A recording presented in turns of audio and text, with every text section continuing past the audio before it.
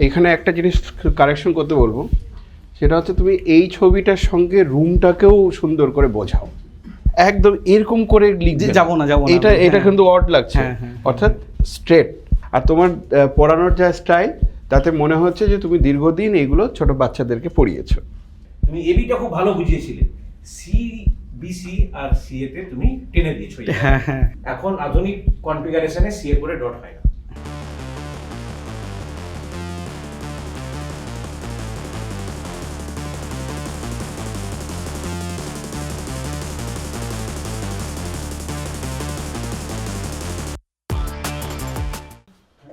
Good morning সকলকে। আচ্ছা, আগের দিন আমরা করেছিলাম সরল সুদ কষা। আজকে একটা নতুন টপিক নিয়ে আমরা আলোচনা করব, ঠিক আছে? তা তোমাদের কাছে দেখো গণিত বইটা আছে, তা গণিত বইটার শেপটা দেখো কীরকম দেখতে। দেখো দুপাশে দুটো, উপর নিচে দেখো দুটো তল আছে, সাইডে দুটো আর পাশে দুটো, মোট 6টা। বা তোমরা যে ক্লাসরুমটা রয়েছে দেখো, সেই ক্লাসরুমটা দেখো উপর নিচে দুটো তল, দুপাশে দুটো আর সাইডে দুটো। বা তোমরা স্কুলের মধ্যে ইট দেখতে পাও, তো সেই ইটের শেপটা কেমন দেখতে। এবার তোমাদের যদি বলি আমি যে একটা বাক্সের মধ্যে বালি রেখে দেওয়া হলো, সেই বালির কতটা বালি আছে বাক্সের মধ্যে, সেটা কী করে পরিমাপ করব। তা সেইগুলো জানার জন্য আজকে আমরা আলোচনা করব আয়তঘন বা সমকোণী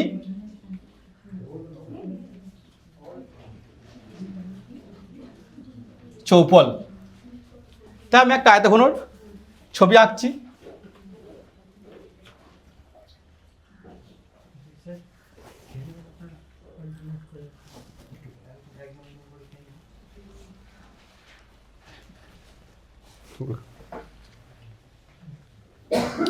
আচ্ছা, আয়তঘন কাকে বলে? যে ঘনবস্তুর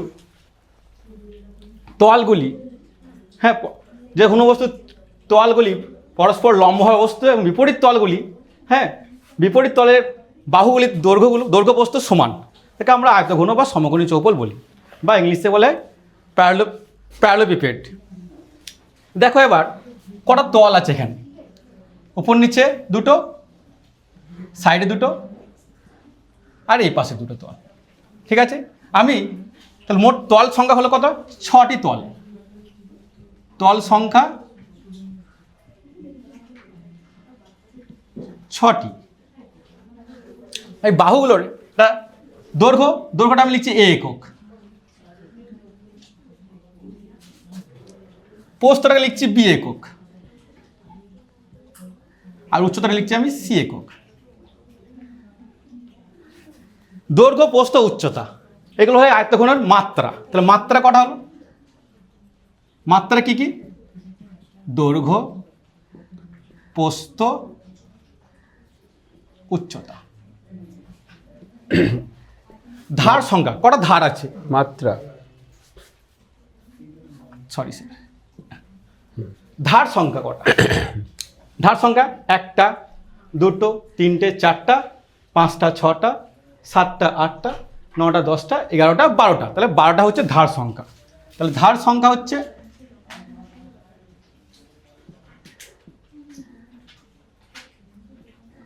12টি। এবার আসছি ক্ষেত্রফল কত। দেখো নিচের তলটা কি আয়তক্ষেত্র, তা তোমরা ক্ষেত্রফল জানো, ক্লাস 9-এ পড়ছিলাম। কি শুভম বলো? হ্যাঁ, দৈর্ঘ্য ইন্টু প্রস্থ বর্গ একক। তাহলে দেখো নিচের তলটা আয়তক্ষেত্র, দৈর্ঘ্য ইন্টু প্রস্থ, উপরটাও একই, দৈর্ঘ্য ইন্টু প্রস্থ। তাহলে 2 ইন্টু দৈর্ঘ্য ইন্টু প্রস্থ, মানে লিখতে পারি আমি 2ab।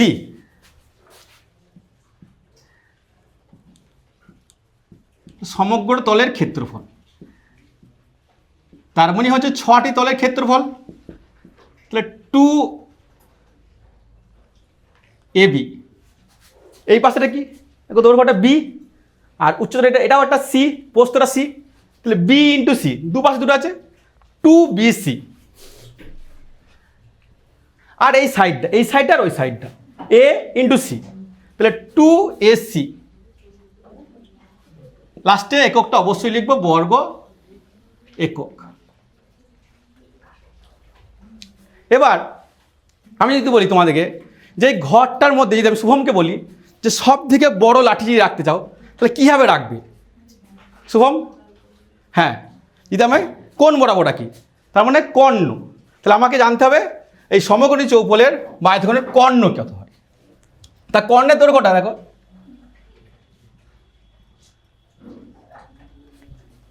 এবার তোমরা ক্লাস 9-এ পড়েছিলে যে আয়তক্ষেত্রের কর্ণের দৈর্ঘ্য কি, √, হ্যাঁ, দৈর্ঘ্য স্কোয়ার প্লাস প্রস্থ স্কোয়ার। তাহলে আমি এটা এ নাম দিয়েছি, এটা বি নাম দিয়েছি, ঠিক আছে। এটা একটা কি আসছে, সমকোণী ত্রিভুজ। তা পিথাগোরাস সূত্র কি ছিল সমকোণী ত্রিভুজের? অতিভুজ স্কয়ার টু ভূমি স্কোয়ার প্লাস লম্ব স্কোয়ার। তাহলে আমি এই দৈর্ঘ্যটা না এ বি সি ডি নাম দিলাম, ঠিক আছে। তাহলে এসিটা কত হবে? এসি স্কোয়ার হবে A B square plus BC square, তার মানে হচ্ছে কত, A square plus B square. কার দৈর্ঘ্য? এইটা। রুট করলে কত হবে? √A square plus B square একক, এই লেনটা। কার? এই লেনটা, এসি লেনটা। এবার দেখো এটাও একটা সমকোণী ত্রিভুজ তৈরি হচ্ছে, এসিডি। এই লেনটা জানি √এ স্কোয়ার প্লাস বি স্কোয়ার, এসিটা। আর সিডিটা কত জানি? উচ্চতা ছিল শুধু সি।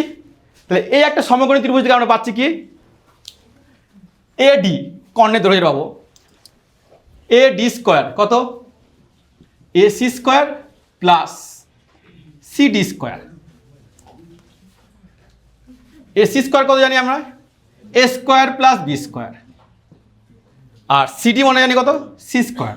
তাহলে এডি দৈর্ঘ্য কত হবে? √A square plus B square plus C square একক। এটাই হচ্ছে কি সমকোণী চৌপল বা আয়তঘনর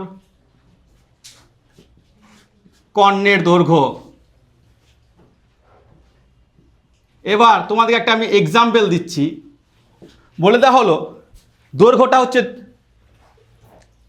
6 একক, প্রস্থটা বলা হলো 3 একক, আর উচ্চতা হলো 2 একক।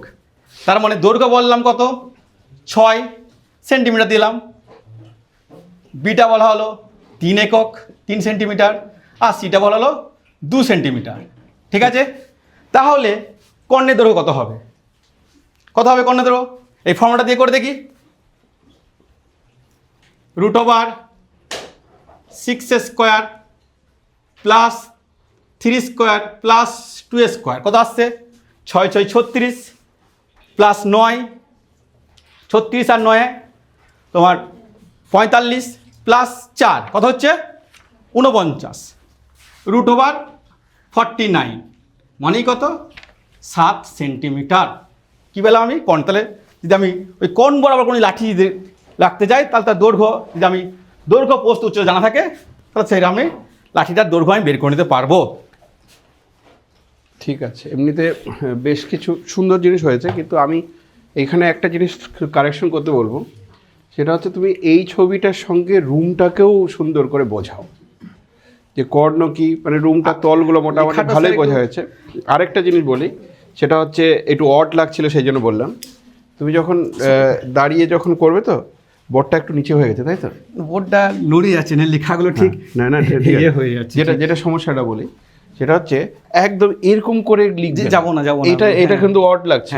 অর্থাৎ স্ট্রেট এইভাবে, অর্থাৎ তুমি নিচে না লিখে উপরে লেখাটা বেশি প্রেফার করো, উপরে লেখাটা প্রেফার করো, তাহলে কি হবে, সুবিধা হবে। হ্যাঁ অবশ্যই স্যার বলছি, আমি কি এগুলো মুছতে পারি লেখাগুলো? অবশ্যই মুছবে, যেগুলো মনে হবে প্রাসঙ্গিক নয় এখন, হ্যাঁ তুমি এটা বাদ দিয়ে দিলে, এটা মুছে দিলে, কিছু কিছু জিনিস মুছে দেবে।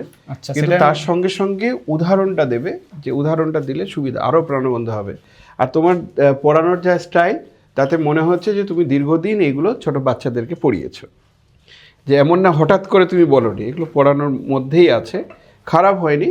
কিন্তু একটু লেখাটা আরো ফ্রেশ করে লিখতে হবে। ফ্রেশ হতো বোর্ডটা নড়ে না, ফ্রেশ লেখা ফ্রেশ নয়, তার জন্য ঘাবড়ানোর কিছু নেই, বোঝা গেলেই।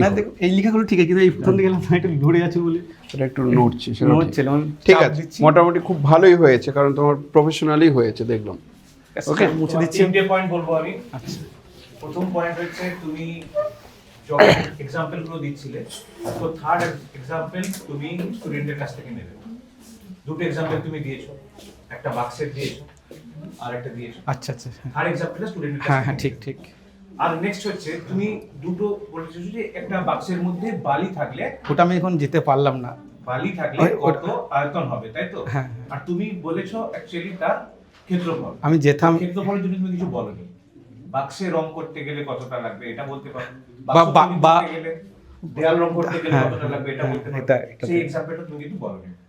নেক্সট পয়েন্ট যেটা আমার মনে হয়েছে, তুমি যখন এই ছবিটা এঁকে দেখাচ্ছিলে, এই ছবিটাতে তিনটে তল দেখো, আমরা 2 ডাইমেনশনাল ফিগারে মানে 2 ডাইমেনশনাল সারফেসের উপরে 3 ডাইমেনশনাল যখন আমরা আঁকি, তুমি এখানে ত্রিমাত্রিক ছবি আঁকছো, দ্বিমাত্রিক জায়গার উপর এঁকেছো।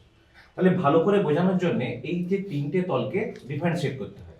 তুমি মার্ক করে দাও, মানে নিচের তলটাকে তুমি অনুভূমিক লাইন টানো বা ডটেড লাইন দাও, যেটা ভার্টিক্যাল লাইন আছে, মানে আমি বলতে চাইছি এই লাইনটাকে, এই জায়গাটাকে তুমি যদি এই জায়গাটা, আমি এই সারফেসটা বোঝাচ্ছি, আচ্ছা, হ্যাঁ। আমি এই করে দিলাম, এইটা একটা সারফেস। আচ্ছা এই সারফেসটাকে বোঝার জন্য আমি বললাম যে এটা একটা সারফেস বা একটা ডিফারেন্ট টাইপের এরকম ডটেড ডটেড লাইন। আচ্ছা আচ্ছা ঠিক আছে, আর একটা জায়গাকে এরকম বললাম, তিনটে সারফেস।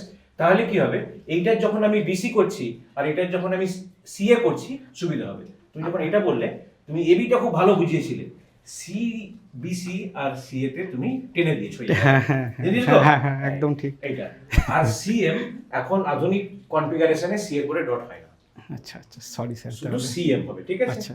সি ডট এম এটা হয় না, সিএম সেন্টিমিটার। আর স্যার আরেকটা আমার প্রশ্ন, যে ডেসাপ আর এই দাড়ি কি একদম ক্লিন সেভ করবো না, সেটা একটু জানতে চাইছি আমি। হ্যাঁ বলুন স্যার। হ্যাঁ ডেসাপ মানে কিরকম রাখবো? ড্রেসআপকে এটাতে এটা এটা গেলে এখন দাঁড়িয়ে দেখে না না আমি এটা জানতে এটা চাই। কমফোর্টেবল লাগছে? না কমফোর্টেবল না, আমি কোনো বলছি একজন পার্সন সারা জীবন দাড়ি রেখে এসছে আর ওটার জন্য ও দাড়ি কেটে গেল, হ্যাঁ আমি দাঁড়িয়ে মনে রাখি তখন একটু তার হালকা। যে মানে এ হবে, কেউ Face-টা। হয়তো গব রাখে সারাক্ষণ, আর হঠাৎ করে গবটা কেটে চলে গেছে, সে নিজেই তো কমফোর্টেবল নয়, বাকিদেরকে কি কমফোর্ট দেবে? আচ্ছা। সে তো তার নিজের জায়গায় কমফোর্টেবল না। তোমার যদি এই ড্রেসটা ঠিক আমার লাগে, এই ড্রেসটা, এবার আমি বলছি প্যান্টটা একটু টান আছে, এটা আমি একটু আর একটু ইয়ে নেবো অন্য। হ্যাঁ একটু এ করবে। আর আর আর আর আরেকটা জিনিস স্যার করবে। এইরকম ইউজ করবো না? হ্যাঁ, ওটা ঠিক আছে, সুর ঠিক আছে, কিন্তু আমার মনে হয় ওই যে ভেতরে যে ইনারটা ওটা ওটা পরে করবো না, আর যাওয়া আমি দরকার। এখানে একটা ওয়াশ থাকবে আমার। একদম ওই ইনারটা পরা যাবে না, না, ওটা পরবো আর না। আর হাতে যেটা আছে এটা গোটানো যাবে না এইভাবে, এটা গোটানো যাবে? এইভাবে না গুটিয়ে আচ্ছা, একদম সুন্দর করে এ করে দেওয়া। আর একদম ব্ল্যাক টাইপের ড্রেস না পরে আমার না সাদা, এইটাটি পুরো সাদা, একটু যদি হয়, হালকা সাদা মানে বেস্ট, সাদা বা চেক টাইপের সেটা। আচ্ছা। আর দাড়িটা যেমন আছে থাক, এরকম ওটা এরকম নিয়ে কোনো আমি চিন্তা ওই করা কেটে যাবে না। এসেছি আমাদের দেখানোর জন্য, যে যে এরকম যদি থাকে তাহলে কিরকম হবে। Solar representation is best. তুমি নিজে কনফিডেন্ট না। এবং যেটা ভদ্রস্থ বলে মনে হয়। ঠিক আছে স্যার। এটা ঠিক আছে, মানে ভালো ছিল, কিন্তু আরও একটু উদাহরণ দিয়ে দিয়ে বলতে হবে। যেটা বিধান স্যার যেটা বললো সেটা পয়েন্ট, কিন্তু যে আমরা যখনই বলছি যে দুটো এক্সাম্পল বললাম, তাহলে আরেকটা এক্সাম্পল আমি জেনে নেব। বলো তো আয়তঘনের আরেকটা এক্সাম্পল কি? আর তুমি আয়তঘনের যেহেতু বালির উদাহরণ দিলে, আয়তন কিন্তু আমি বললে না, যেতে তাহলে আয়তন পারলাম না। বলবেই না, বলবে যে আমার রং করার রং জন্য করা, রং কতগুলো করা। রং লাগবে, হ্যাঁ। কি করে বের করবে, বা বা তুমি ডাইরেক্ট একটা বিল্ডিং তৈরি করতে গেলে কতগুলো ইট লাগবে। হ্যাঁ ঠিক আছে, আচ্ছা নেক্সট আর কে আসো এখন? আসো।